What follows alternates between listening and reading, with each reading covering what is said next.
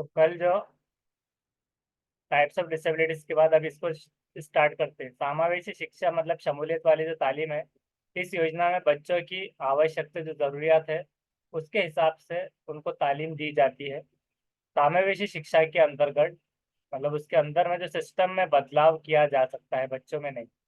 यानी सिस्टम को तो सुधार सकते हैं, बच्चों के अंदर सिस्टम के हिसाब से सुधार लाना ये नहीं होगा, बल्कि बच्चों के ज़रूरत के हिसाब से सिस्टम में बदलाव चेंजेस लाया जा सकता है। अगर बच्चा फेल होता है तो यानी सिस्टम फेल हो गया उसमें, ये ज़्यादातर आता है। क्योंकि बच्चा सिस्टम के लिए नहीं, सिस्टम बच्चे के लिए। जो सिस्टम बनाया गया है तो बच्चों के लिए, बच्चा सिस्टम के हिसाब से पढ़ने के लिए नहीं है। इंटीग्रेटेड एजुकेशन जो जम एजुकेशन है, अगर उसको कंपेयर करें तो उसके कंपैरिजन में इंक्लूसिव एजुकेशन बेहतर है। इंटीग्रेटेड मतलब जो किस तरह से रहेगा, इंटीग्रेटेड यानी कि एक हो रहा है इंक्लूसिव जो शमूलियत वाला हो रहा है, और इंटीग्रेटेड मतलब क्या हो रहा है।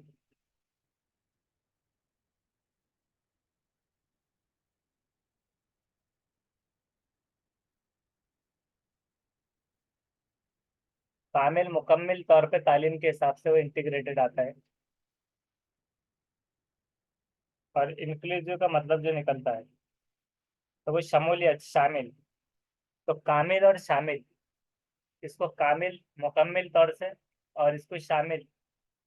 शामिल इसलिए कहा जा रहा है ये शमूलियत वाला, क्योंकि इसके अंदर जो पढ़ने वाले बच्चे हैं तो सारे बच्चे इंक्लूडेड हैं, शामिल है। डिसेबल्ड चिल्ड्रन भी वहीं पर पढ़ेंगे, तो उसी तरह से सारे जो स्टूडेंट्स है वहाँ पर पढ़ सकते हैं। और यहाँ पर जो एक पाला सिस्टम है यहाँ पर, जिसको full form building as learning aid कहा गया, कि आपने जो पढ़ने का सिस्टम है तो उसको बिल्डिंग एज लर्निंग एड बनाना चाहिए। मिसाल के तौर पे अगर क्लासरूम का डोर है तो उसके नीचे एक मतलब एक डायमीटर बना दिया गया कि डिग्री के हिसाब से मतलब जितना खुल रहा है, कितने एंगल पर वो खुल रहा है। दीवारों पे कुछ लिख दिया गया, हाइट नापने के लिए कुछ है। मतलब बोलती दीवारें, बोलती जो चीज़ें रहेंगी अतराफ में। तो एक्टिविटीज़ में कि अगर स्विच है, स्विच के बीच में अगर ऑन और ऑफ का बटन फैन का रख दिया गया तो बच्चे ऑन और ऑफ कर रहा है उसके, और उसके अतराफ में सोलार सिस्टम बना दिया गया तो उसको सोलार सिस्टम याद हो रहा है। उसी तरह से अलग अलग तरह से बाला बिल्डिंग एस लर्निंग एड का इस्तेमाल किया जा सकता है। अब देखते हैं कि गिफ्टेड चिल्ड्रन जो जो बच्चे होते हैं, प्रतिभाशाली बच्चे, तो वो क्या होते हैं। मतलब ये हाईली इंटेलिजेंट बच्चे होते हैं, जिज्ञासा इनमें ज़्यादा होती है, जुस्तजु, चीज़ों को याद रखने की समृद्धि अच्छी होती है उनमें, कि चीज़ें अच्छे से याद रख पाते हैं वो। सृजनात्मक पाई जाती है, और आईक्यू लेवल 140 के ऊपर होता है। जैसे कि जीनियस जो बच्चे रखे जाते हैं 140 से ऊपर, और इडियट का क्या रहता है आईक्यू 20 बिलो में, बिलो 20 इडियट में काउंट होते हैं। तर्क शक्ति उनमें अच्छी होती है, सोचने समझने की सलाहियत, और शब्द ज्ञान जो वर्ड का नॉलेज जो है वो अच्छे से बना होता है। मौलिक चिंतन कर सकते हैं वो। तो ये सारे चीज़ें गिफ्टेड चिल्ड्रन के अंदर पाई जाती है। PWD जिसे कहेंगे फिजिकल विथ डिसेबिलिटी, ये 1995 के हिसाब से 7 डिसेबिलिटीज के अंदर मेन बताई गई थी, PWD की, 1995 में। जिसे हम आगे पढ़ने वाले की क्या थी। वैसे तो देखिए, RPW right to person with disabilities ये 2016 में PWD को रिवाइज करके बनाया गया था। तो इसमें जो है तो 21 डिसेबिलिटी को और शामिल कर लिया गया था। मतलब पहले कुछ 7 तरह की डिसेबिलिटीज वहाँ पर बताई गई थी 1995 में, बाद में उसको शमूलियत करके right to person with disability RPWD right उसके साथ में जुड़ गया, और उसका मीनिंग चेंज था। देखिए, right to person with disability, और PWD फिजिकल विद डिसेबिलिटी। तो ये दो चीजें अलग थी। 21 डिसेबिलिटीज उसमें शामिल थी। RPWD 15 जून 2017 से लागू हुआ था। वैसे तो ये पूछता नहीं ज्यादा कि RPW कब लागू हुआ था वगैरह, लेकिन इसको याद रखना जरूरी है CDP के पार्ट के तौर पर। अब 21 डिसेबिलिटीज के अंदर उसके नाम क्या थे। पहला नाम है अंधापन, दूसरा नाम दृष्टि बाधित, थर्ड है कुष्ठ रोग से पीड़ित। चौथा श्रवण हानि, मतलब सुनने में उसमें लोकोमोटर विकलांगता, लोकोमोटर डिसेबिलिटी, बौनापन, हाइट वगैरह कम रहना। बौद्धिक विकलांगता, मतलब दिमागी तौर पे सलाहियत कम। जीर्ण तंत्रिका संबंधित विशिष्ट लिखने की अक्षमता। मल्टीपल स्क्लेरोसिस, भाषा या भाषा का विकलांगता, स्पीच या फिर लैंग्वेज डिसऑर्डर। थैलेसीमिया और हीमोफीलिया, सिपल सेल रोग, जिसको अगर हम आगे और देखेंगे इंग्लिश में क्या है उसके नाम, आगे हम देख लेंगे। उसी तरह से उसमें थी मानसिक बीमारी, ऑटिज्म स्पेक्ट्रम विकार, सेरिब्रम पॉलिसी और मुस्फुर डिस्ट्रॉफी, बहरापन या फिर कई विकलांगता। एसिड अटैक का पीड़ित भी थे और पार्किंसंस रोग। देखिए ब्लाइंडनेस, लो विजन, जो दूसरा था यहाँ पर दृष्टि बाधित के लो विजन में आता है, और पूरी तरह से अंधापन, जिसको ब्लाइंडनेस कहा गया। मस्कुलर डिस्ट्रॉफी, मसल्स वगैरह बराबर से फले फूले ना हो पाना। क्रॉनिक न्यूरोलॉजिकल कंडीशन, दिमागी सलाहियत, जिसको क्या कहा गया, बौद्धिक विकलांगता। Leprosy cured person, hearing impairment, सुनने की सलाहियत, specific learning disability, multiple cirrhosis, और इसी तरह से लोकोमोटर डिसेबिलिटी और डॉर्फिज्म, जो बौनापन जिसको कहा गया था, बौना होना। स्पीच एंड लैंग्वेज डिसेबिलिटी, उसी तरह से thalassaemia, sickle cell disease, haemophilia, mental illness, intellectual disability, autism spectrum disorder, cerebral palsy, multiple disabilities including deep blindness, मतलब एक से ज्यादा कि डीप भी है और ब्लाइंड भी है। Acid attack survivor, Parkinson disease, जिसमें बूढ़े लोगों की तरह हाथ पैर हो जाना, ये सारे शामिल थे। तो ये कुछ ऐसी भी डिसीजेस के तौर पर जब हमने पढ़ा था, तो उसमें कुछ ये एक्ट और ये चीज़ें याद रखना थी कि PWD क्या था, फिजिकल विद डिसेबिलिटी, 7 डिसेबिलिटीज, फिर उसके बाद में 21 डिसेबिलिटीज क्या थे, उनमें से क्या चीज़ें है या नहीं है, ये चीज़ें। एग्जाम में ज़्यादा तो इसके ऊपर में मतलब ऐसा नहीं आता कितने कितने नहीं थे, अभी तक नहीं आता, लेकिन जब सिलेबस में है तो फिर आप उसको पढ़कर रख सकते हो। RT एक्ट 2009 के हिसाब से शिक्षा का अधिकार अधिनियम, RT right to education act 2009 में तैयार हुआ था, लेकिन 1 अप्रैल 2010 में लागू हुआ। अपवाद था जम्मू एंड कश्मीर का। संविधान का 86 संशोधन 2002 में आर्टिकल 21A के अंतर्गत फ्री तालीम, निःशुल्क शिक्षा एवं अनिवार्य शिक्षा और सबके लिए तालीम जरूरी के हिसाब से बच्चों को देने का प्रावधान किया गया था फैसला। 6 से 14 साल के बच्चों को फ्री का, जो रेगुलर बच्चे थे उनको, और डिसेबल जो थे तो वो 6 से 18 साल। ये दोबारा पढ़ने में आया, पहले भी हमने पढ़ा था। एज के हिसाब से कक्षा में नामांकन का प्रावधान होगा, मतलब एज वाइज होमोजीनियस क्लास होती थी। आरटी के कुछ जरूरी महत्वपूर्ण निषेध, प्रोहिबिशंस क्या है। पहला ये था कि बच्चों को शारीरिक या मानसिक सजा नहीं देना है। नो कॉर्पोरल पनिशमेंट, कोई सजा नहीं देना है। उम्र के अनुसार, उम्र के हिसाब से सीधा नामांकन, कोई टेस्ट नहीं, तो उसके हिसाब से कोई टेस्ट नहीं रहेगा। नो एडमिशन फीस, फीस नहीं गवर्नमेंट एडमिशन की। गवर्नमेंट टीचर को प्राइवेट ट्यूशन के नियम के विरुद्ध है कि अगर गवर्नमेंट टीचर है तो उसका काम वहाँ पढ़ाना है, प्राइवेट वो ट्यूशन नहीं लेगा। बिना मान्यता के स्कूल चलाना मना है। बिना मान्यता लाइसेंस निकाले आप स्कूल नहीं चला सकते। प्राइवेट स्कूल्स में BPL, जो कि EWS छात्रों को 25% अतिरिक्त छूट का प्रावधान है।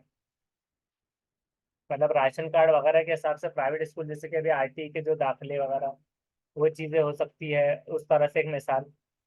तो जो ईडब्ल्यूएस छात्र थे उनको 25% जो है तो छूट का प्रावधान है, और उसी तरह से 30, मतलब 30 में से एक बच्चे के हिसाब से शिक्षक का होना, 30 बच्चों पे एक शिक्षक होना चाहिए। प्राथमिक स्तर के लिए, प्राइमरी क्लास के लिए 30 बच्चों पर एक टीचर रहेंगे।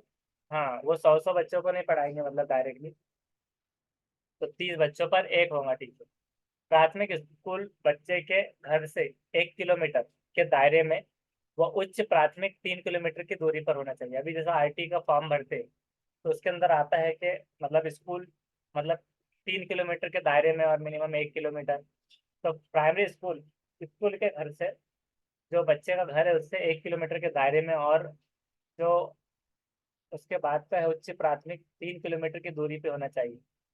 कक्षा 1 से 5 में, एक वर्ष में, फर्स्ट टू फिफ्थ में कम से कम जो है तो 200 वर्किंग डेज, काम करने के दिन जो है तो कितने होंगे। विद्यालय खुला कब तक रहेगा, 200 वर्किंग डेज। और कक्षा 6 to 8 में, 6ठी से 8वीं में, एक साल में कम से कम 220, मतलब 20 दिन उसमें और ज्यादा है। हाँ, फर्स्ट टू फिफ्थ के लिए टीचर पीआरटी कहलाता है। जैसे कि बहुत सारे केवीएस के फॉर्म निकलते हैं, तो वो कहते हैं कि पीआरटी टीचर रिक्वायर्ड। तो पीआरटी मतलब प्राइमरी टीचर, ऐसा कुछ उसको फुल फॉर्म निकलता है। Graduate train teacher, post graduate train teacher, ऐसे नाम आते हैं उसके। तो 6 to 10 के लिए टीचर टीजीटी होना चाहिए। और 11th to 12th का लेक्चरर जो है तो पीजीटी, मतलब post graduate train, post graduate teacher. इस तरह से सिर्फ फुल फॉर्म्स निकलेंगे। First to fifth, right. तो पहली से 5वीं के लिए प्राइमरी स्कूल, 30 पर एक बच्चा, प्यूपिल टीचर का रेशो ये होना चाहिए। और 6 to 8, 6ठी से 8वीं के लिए एलिमेंट्री स्कूल में, इसको हम क्या कह रहे हैं, elementary school. Primary school first to fifth, 6 to 8 elementary school, 35 के रेशियो पर एक टीचर। और 9 to 10 के लिए सेकेंडरी स्कूल वो कहलाएगा। और 11 to 12 के लिए senior secondary school. Class first to fifth में एक साल में कम से कम 800 घंटे पढ़ाई होनी चाहिए। मतलब 800 घंटे यानी कि पूरा जो साल का, जब जब वो पढ़ाने वाले हैं, तो उसमें उनके तकरीबन 800 घंटे मुकम्मल होने चाहिए, ये हिसाब से। और क्लास 6 to 8 में एक साल में मिनिमम कम से कम 10,000 घंटे पढ़ाई होनी चाहिए। 1,000।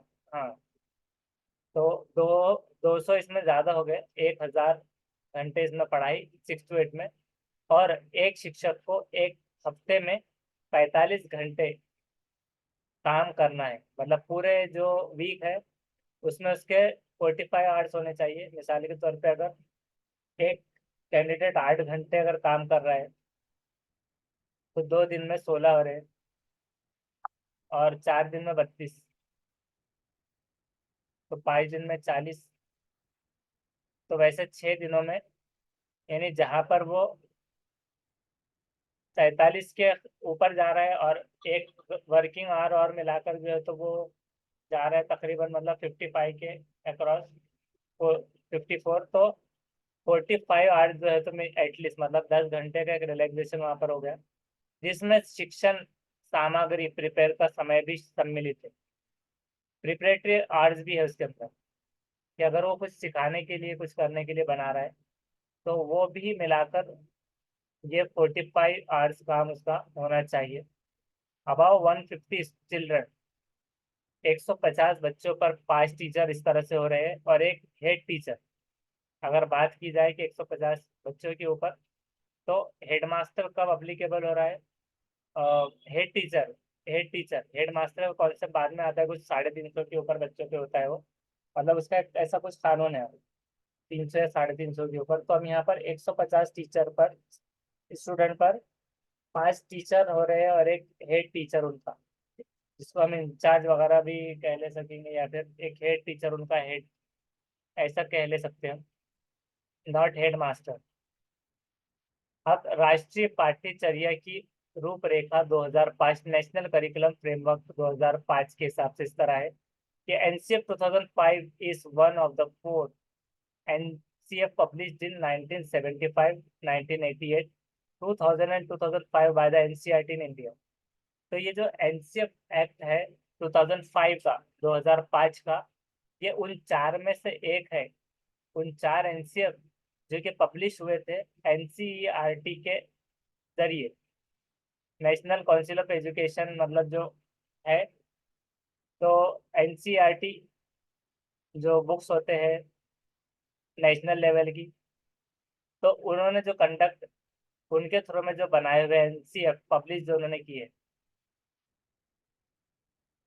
तो वो कौन सा था? एक 1975 का था। दूसरा क्या है? और एनसीएफ मतलब नेशनल करिकुलम फ्रेमवर्क, मतलब निसाब का एक फ्रेमवर्क कि कैसे पढ़ाना चाहिए, क्या चीज़ें होना चाहिए और क्या नहीं। तो ये 1975 में, इसे याद रखना है। तो इसके रूल अलग थे। और 88, फिर दूसरा था 88 में, उसके बाद 2000 और 2005। तो 2005 वाला जो है, तो इन चारों में से एक है लास्ट वन।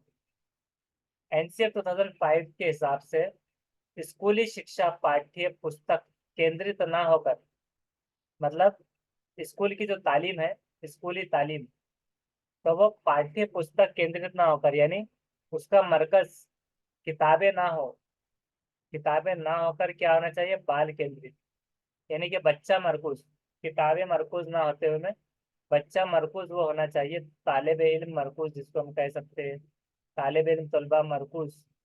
तो मरकूज केंद्रित या फिर उन पे आधारित, तो उसका मेन उद्देश्य क्या होना चाहिए? बाल केंद्रित, ना कि पाठ्य पुस्तक मुकम्मल कराना, मतलब उसको कुछ आना चाहिए। एनसीएफ 2005 का अनुवाद संविधान की 8वीं अनुसूची में दी गई 22 भाषाएं में भी किया गया है। तो इसको संविधान जो कॉन्स्टिट्यूशन की 8th अनुसूची जो है, उसमें 22 भाषाओं में भी किया गया ये वाला। एनसीएफ 2005 को प्रोफेसर यशपाल की अध्यक्षता में तैयार किया गया। ये इसको मतलब किसकी अध्यक्षता में तैयार किया गया? प्रोफेसर यशपाल। राष्ट्रीय पाठ्यचर्या की रूपरेखा 2005 के मुख्य उद्देश्य क्या थे? अहम मकासद, उसको हम पढ़ेंगे। पहला ये था, कौन सा था? अहम मकासद। क्या बोले?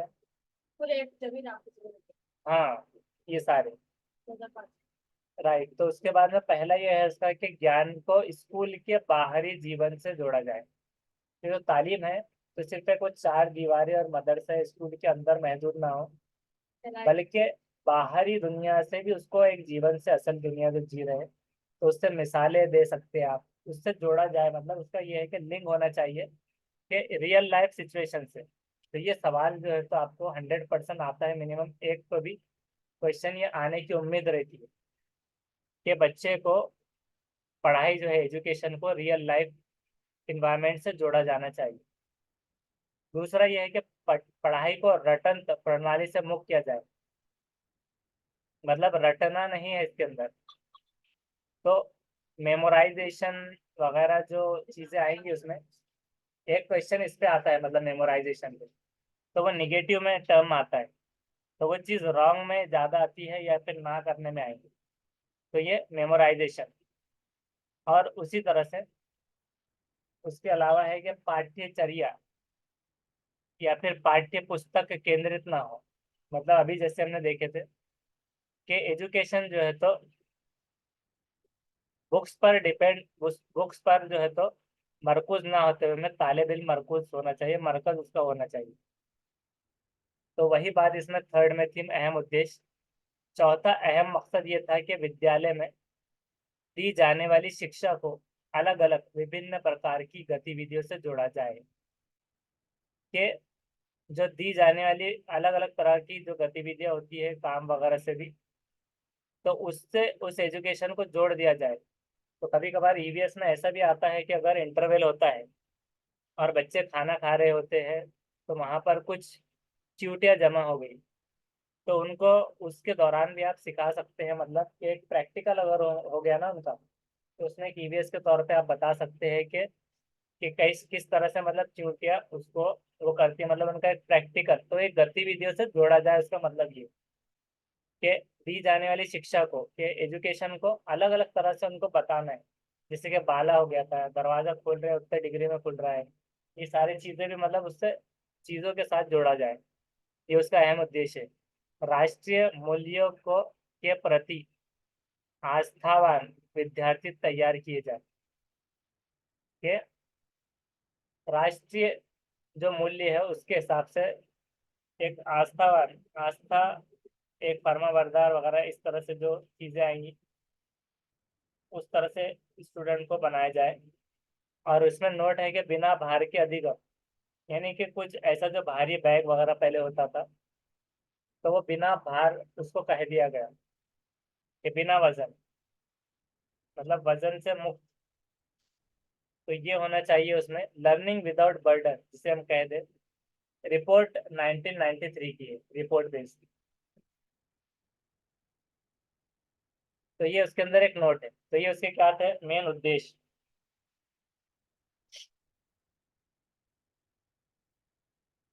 उसके बाद है एनसीएफ 2005, पांचवी।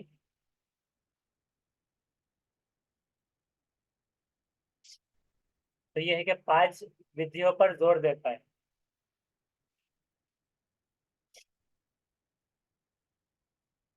तो कितने, 5 टाइप्स। लर्निंग बाय डूइंग मतलब करके सीखना, लर्निंग बाय डूइंग मतलब करके सीखना।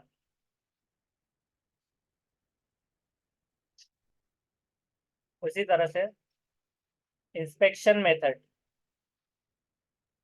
निरीक्षण विधि जिसे कहेंगे,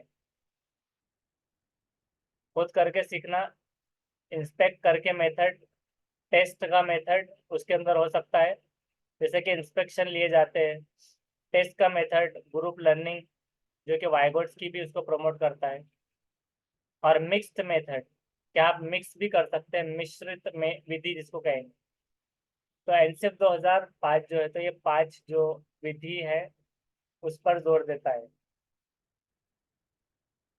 इसको जो जो लिखते चल रहे हैं तो लिखते चलिए।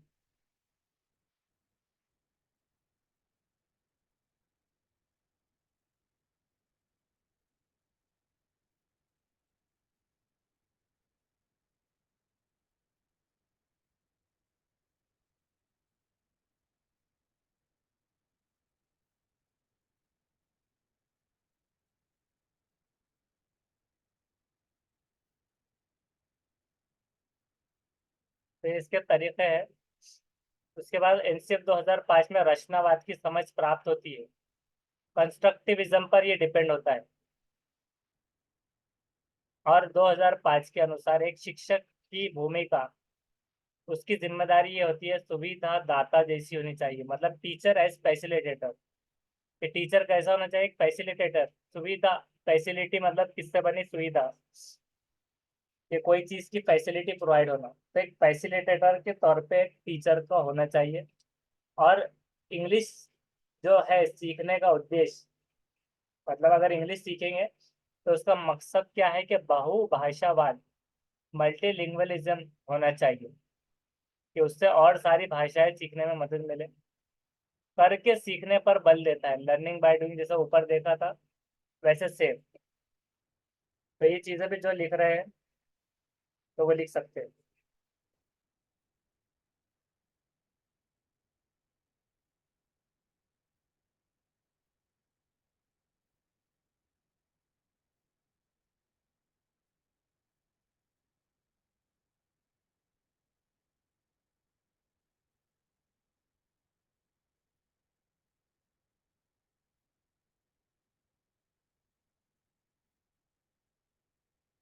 जिसमें कंस्ट्रक्टिविज्म, तामीरी पसंदी वगैरह भी आप लिख सकते हैं उसको, उसकी तस्वीर फराहम करना।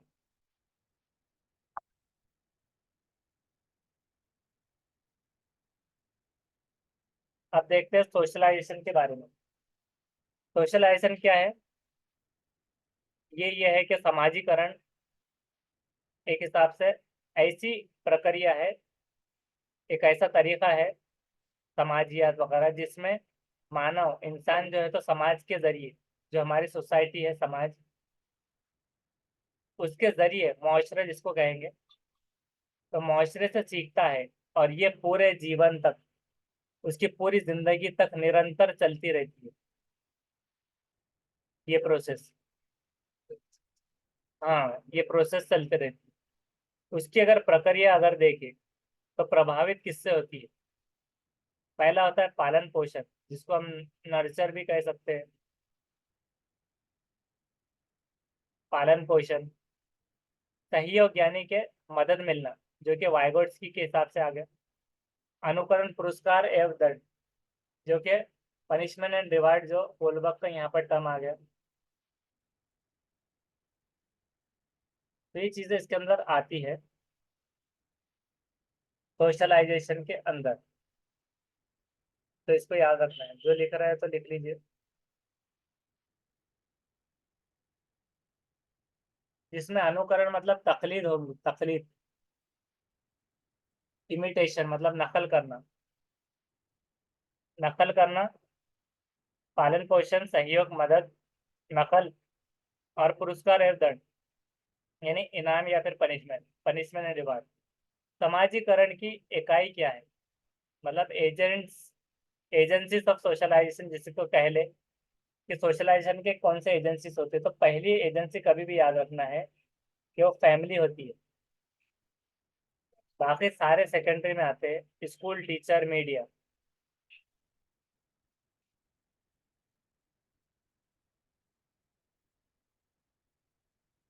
बच्चे के समाजीकरण के मुख्य आमतौर पर दो तरह की एजेंसियां होती है।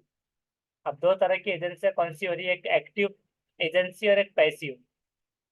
एक्टिव एजेंसी मतलब जहां पर बच्चा सक्रिय होता है, बच्चे पर सीधा प्रभाव, मतलब उस पर डायरेक्ट असर पड़ता है, जिसमें परिवार, दोस्त, पड़ोसी, रिश्तेदार, स्वस्थ, क्लब, स्कूल, ये सब शामिल है। तो इसको क्या कह दिया गया? एक्टिव एजेंसी के ताल्लुक। मतलब अभी तक primary agency, social, secondary agency तो पूछता ही था, लेकिन अगर ऐसा पूछ लेता है कि एक्टिव एजेंसीज क्या है, तो एक्टिव एजेंसीज में आप ये याद रखिए कि जो फैमिली है, फ्रेंड्स है, पड़ोसी है, रिश्तेदार है, स्वास्थ्य क्लब है, स्कूल, ये सब। और पैसिव एजेंसी की अगर बात करें, तो इस पर सीधा प्रभाव नहीं पड़ता। जैसे कि पुलिस स्टेशन, सार्वजनिक पुस्तकालय, रेलवे स्टेशन, एयरपोर्ट। मतलब अगर एयरपोर्ट है, तब एयरपोर्ट पर गए नहीं गए तो वहां पर ऐसा जरूरी नहीं है कि वहां जाकर कुछ सीखने मिलना ही है, या नहीं गए तो नहीं होगा। रेलवे स्टेशन है, वहां चले गए तो कुछ लोग, मतलब वहाँ पॉकेट मार भी खड़ा है, अलग अलग लोग खड़े हैं, तो उससे जिंदगी पर प्रभाव नहीं पड़ेगा। ये पैसिव एजेंसी है बस। सार्वजनिक पुस्तकालय, के जहाँ पर सारे लोग पढ़ने आते हैं, पुलिस स्टेशन हो गया, वहाँ पर लोग रिपोर्ट लिखाने आते हैं। तो ये पैसिव एजेंसीज होगी। और एक्टिव एजेंसीज मतलब ये इनसे हमें इंटरेक्ट होते रहते रोज, और सीधा प्रभाव पड़ता है बच्चे पर। जैसे कि फैमिली हो गई, दोस्त हो गया, पड़ोसी हो गए, रिश्तेदार, स्वास्थ्य क्लब, मतलब हेल्थ क्लब, स्कूल, जहाँ पर वो कंटिन्यूस उसका इंटरेक्शन होता रहता है। या फिर ऐसा भी हो सकता है कि कोई अगर डेली रेलवे स्टेशन से घर जाता हुआ आता हो, तो ऐसी बात नहीं है कि इससे प्रभाव पड़ेगा, इससे प्रभाव नहीं पड़ता उसका। लेकिन ये चीज़ें जो दूसरे यहाँ पर एक, मतलब जान पहचान होती है, और उसी तरह से इंटरेक्शन में आता है, फिर उसी के डायरेक्ट जीवन पर उसके असर पड़ता है। एक शिक्षक के रूप में कैमरामैन की जगह कैमरा पर्सन का उपयोग करना उचित समझेंगे। मतलब जो जेंडर बायसनेस, मतलब एक जेंडर की तरफ झुकाव, और जेंडर स्टेरियोटाइप मतलब होता है कि जेंडर के रोल्स। तो स्टेरियोटाइप में कैमरा वाला सिर्फ मैन होता है, ये एक माइंड में कॉन्सेप्ट होता है कैमरा मैन कह देने पर। तो कैमरा मैन, तो कैमरा पर्सन कहे तो कोई भी वो फोटोज ले सकता है। तो शिक्षक के रूप में ऐसे अल्फाज जहाँ पर मैन इस्तेमाल हो रहा है, तो उसको पर्सन लगाकर इस्तेमाल करना है। मिसाल के तौर पे चेयर मैन, तो चेयर पर्सन, इस तरह से आप इस्तेमाल कर सकते हैं। चाइल्ड सेंटर्ड एजुकेशन अगर कह लिया जाए, कि बाल केंद्रित शिक्षा। अभी हम किसकी बात कर रहे थे? कि एजुकेशन किस तरह का हो, सोशलाइजेशन क्या हो। अब हम चल रहे हैं कि जैसे कि हमने देखा था कि 2005 का एनसीएफ ये कहता है कि जो स्कूल का एजुकेशन है वो बुक्स पर ना डिपेंड होते हुए बाल केंद्रित बच्चा मरकूज हो, तो उसके बारे में हम पूछ रहे हैं कि क्या होता है चाइल्ड सेंटर्ड एजुकेशन। बाल केंद्रित शिक्षा के समर्थक जॉन डीवी थे। कौन थे? John Dewey. इसमें बच्चों के नीड्स के अनुसार एक्टिविटी प्लान्स किए जाते हैं कि बच्चों की जो जरूरत है तो उसके हिसाब से उसको दिया जाएगा कि अब इसके बाद इसको ये काम देना है, उसके बाद ये टास्क।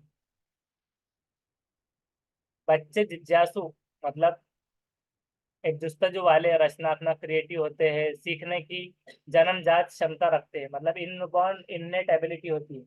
ऐसा नहीं कि मार्केट गए और किराना दुकान से आते वक्त में 20 रुपए की होशियारी लेकर आ गए स्कूल। तो जन्मजात क्षमता सीखने की रखते हैं, यानी कि कुछ सीखने की इनबॉर्न इननेट एबिलिटी होती है कुदरती तौर पर।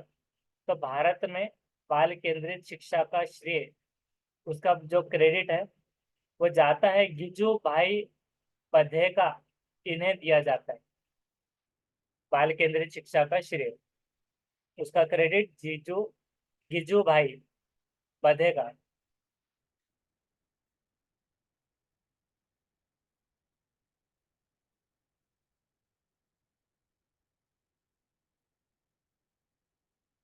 अब उसके बाद है कि प्रगतिशील विद्यालय, मतलब एक प्रोग्रेसिव, जिसको हम स्कूल या एजुकेशन सिस्टम जिसको कहेंगे प्रोग्रेसिव, मतलब प्रगतिशील, तरक्की याफ्ता या फिर प्रोग्रेसिव, वो 1896 में खोल लिए गए थे।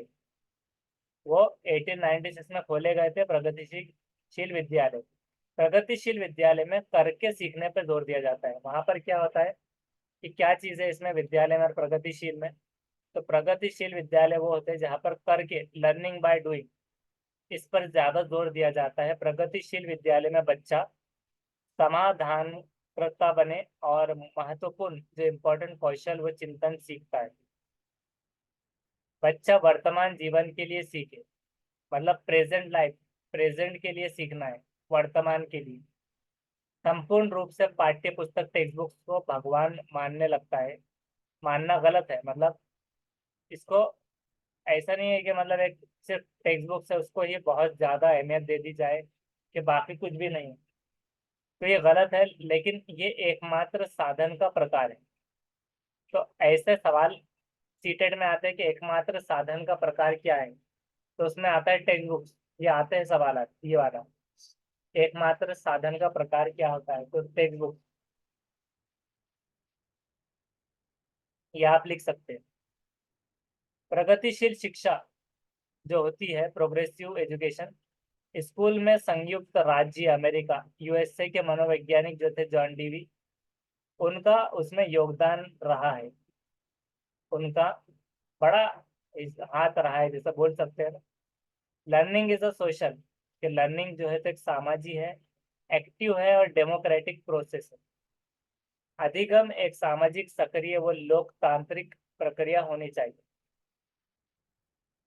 और अधिगम प्रक्रिया में जो प्रोसेस है उसके अंदर एरर्स, जिसको हम त्रुटियां कहते हैं, गलतियां, एक स्वाभाविक हिस्सा है। एरर से बच्चे की थिंकिंग का पता चलता है कि गलती करेगा तो गलतियां वो अच्छे रहेंगे, उससे उसकी थिंकिंग का पता चलेगा।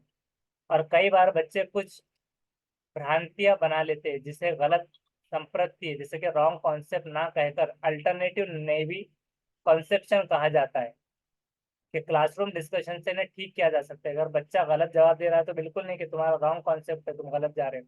नहीं, अल्टरनेटिव या नेवी कॉन्सेप्शन जिसे कहा जाएगा कि वो अलग तरह से सोच रहा है, तो उसके अंदर एक क्लासरूम में डिस्कशन रखिए और उससे उनको ठीक किया जा सकता है।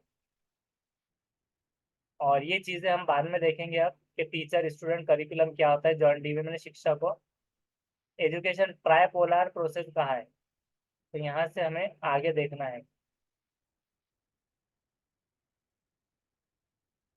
क्योंकि मीटिंग खत्म होने आई है, कभी भी बंद हो जाएंगे भी।